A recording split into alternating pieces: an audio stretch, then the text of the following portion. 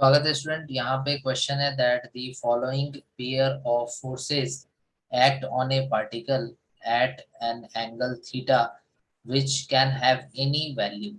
Okay, so the forces are 2 Newton and 3 Newton. उसके बाद 3 Newton 3 Newton, फिर 2 Newton और 6 न्यूटन, फिर 3 न्यूटन और 8 Newton. the resultant of which pair cannot have a magnitude of 4 Newton.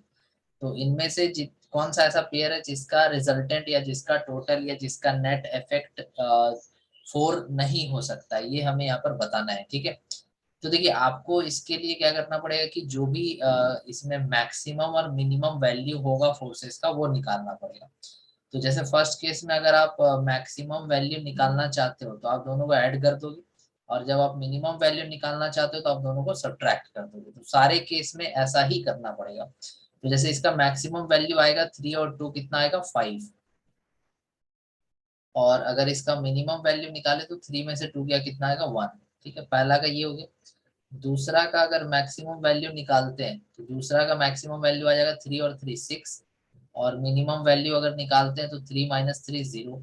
Same उसी तरह से तीसरा का मैक्सिमम वैल्यू 2 प्लस 6 है, दैट इज 8, और अगर इसका मिनिमम वैल्यू कैलकुलेट करते तो it will become 6 minus 2 that is 4। और लास्ट में अगर आप देखेंगे तो 3 और 8 मैक्सिमम वैल्यू कितना आ जाएगा 8 3 11, और मिनिमम वैल्यू अगर इसका निकालना चाहते हैं तो 8 में से 3 गया 5। अब ध्यान से देखिए कि जितना भी आंसर्स आप यहाँ निकाले, जैसे ये 1 मिनिमम और मैक्सिमम 5, मतलब इसका रिजल्टेंट 1 से 5 के बीच में लाई कर सकता है। इसका मिनिमम 6 और मैक्सिमम मिनिमम 0 और मैक्सिमम 6, मतलब इसका रिजल्टेंट 0 से 6 के बीच में लाई कर सकता है। और इसका मिनिमम है 4 और मैक्सिमम 8, मतलब इसका रिजल्टेंट 4 से लेके 8 के बीच में लाई कर सकता है।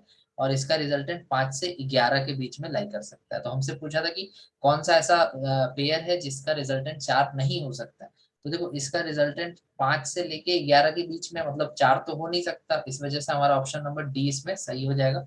आई होप आपको ये क्वेश्चन समझ में आ गया होगा। Thank you so much for watching.